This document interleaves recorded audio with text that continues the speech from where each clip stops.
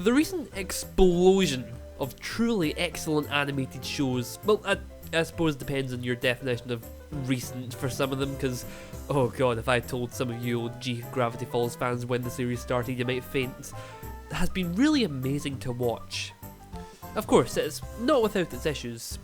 Sometimes it would be nice to not have to wait for months for you to put them on your streaming site, Disney. Or do I even have to start on you, Netflix? But that's not what we're here to talk about today. Today I'm wanting to talk about an underappreciated little gem that seems to slip by most people. It certainly slipped by Disney higher-ups and doesn't seem to have left much of an impact in the animation community as a whole, and you know what? I suppose I can understand why that is. Wander Over Yonder is an extremely simple show, almost to a fault. In the day and age of cartoons building up to be grand, sprawling epics with deep lore, dark themes and heartbreaking moments, this strange little serial harkens back to the classic Saturday morning cartoon. The main characters have little to no backstory and none is really required. They are what they are, and that is the way of it.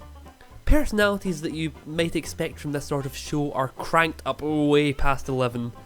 The goody two-shoes pacifist, the fight first, ask questions later barbarian, and the villains are cranked up way past 11 to their natural extremes. But, since I want to save the best till last, how about we focus on our protagonists for the moment? Because if Wander himself clicks with you, then the show will click with you. If he doesn't, then it won't. It's as simple as that. I know it's probably an obvious thing to say, like, yeah, of course, liking a protagonist is gonna be an important part of liking a show, but you don't understand. You're either going to adore this little guy and his bizarro way of killing foes with kindness, or you will despise him with every fibre of your being. And in that case, well, there's only one thing that can save you in this show. As for myself, well, if you couldn't tell by the making of this video, I adore the little guy. Can he get annoying sometimes? It's a tricky question. Because when he is annoying, it's clearly meant to be. His actions get on your nerves when he's doing something wrongly, and you want to see the situation resolved, which it usually is. And when he's doing it right, he brings out the best of Bugs Bunny, Uncle Iroh and SCP-999 all in one little orange spoon. He's a wonderful main character. And then there's Sylvia. I'd be a liar if I said she leaves a huge impact. Of the four main characters of the show, I believe she is the weakest. In terms of writing, design, etc. But do not get me wrong, that certainly doesn't mean bad. In fact, I like her. It's just that I absolutely adore every single other main protagonist and antagonist. She's a necessary character, that's the best way I can describe Sylvia. The show needs a straight man to bounce its over-the-top zaniness off of, as well as a way for Wander to not die like all of the time. But she's a lot of fun, and I know by this point it's not exactly the next big thing to have a kick-ass woman in your cartoon, but it's still really neat to see. She certainly doesn't need no man to save her, in fact she does most of the saving herself, but not like it feels forced at all, and she has her own weaknesses too, just a really cool character. Okay, can I talk about them now? Because Lord Hater and Commander Peepers are peak fiction fight me. Hater, taking clear inspiration from the hammiest of gammon Saturday morning cartoon villains which, let's be honest, were always the best part. Skeletor, Megatron, Gargamel, Commander Cobra and more, and then giving him the budget and vibrant, fluid animation that the 21st century can provide. A character like this is exactly why a show like Wander Over Yonder exists in the way it does, and I think everyone, including the show's creator, can agree that he is the secret main character. He is deliciously, prodigiously, outrageously, bodaciously over the top, and at the same time, feels more like a real character than any of his inspirations.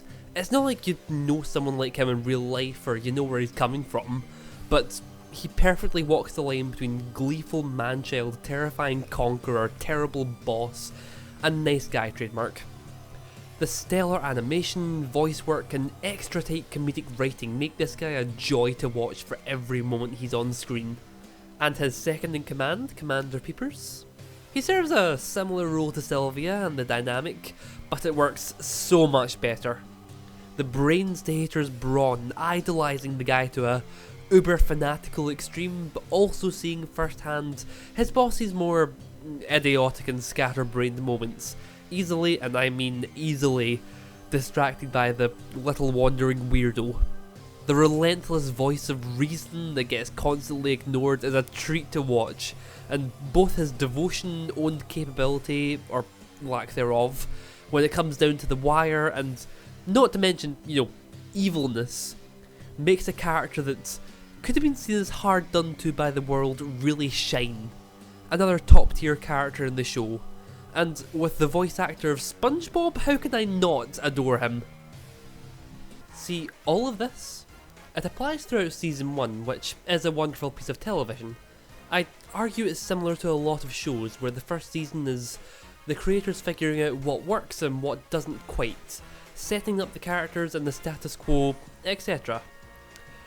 And season 2, one of my favourite seasons of animation, sets out to break that status quo in half.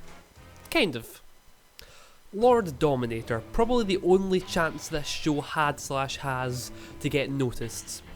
While I wouldn't say she's the best part of the show, I can understand why she became the most popular part of it. And no, I'm not talking about her design. Mostly. She's best described in the way that the show's creator describes her, actually. She is the anti-Wander, an adoration for evil in the same way Wander has for good. She and the show make it very, very clear that, unlike Hater, she is not redeemable. There is no innocence, no guilt, and absolutely nothing wholesome about her. She wants to destroy the universe, she wants to do it in style, and that really is all there is to her. So what happens when a character like that is matched up against the world's most pacifistic pacifists? Along with D, Season 2 is just more quality overall. There's a proper plot that was finally allowed by Disney, the writing is tighter, the animation is even smoother, and the characters are fleshed out just enough to make them even better while still keeping that core simplicity that makes the show work so well.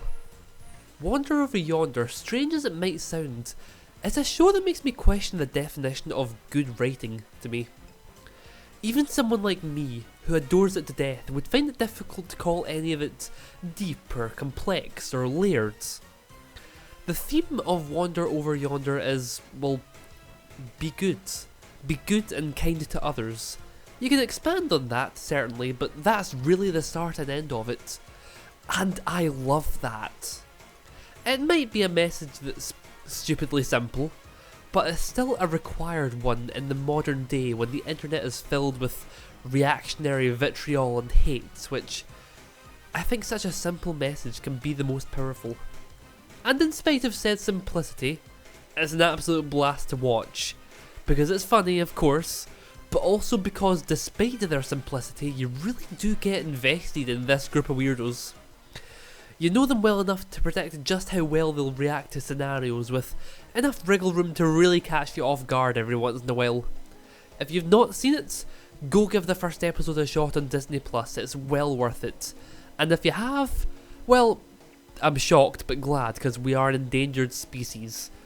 I'd also love for you to, click the little thumbs up button really quickly, maybe even subscribe too, would be nice. Okay, until next time. Hey, you're out!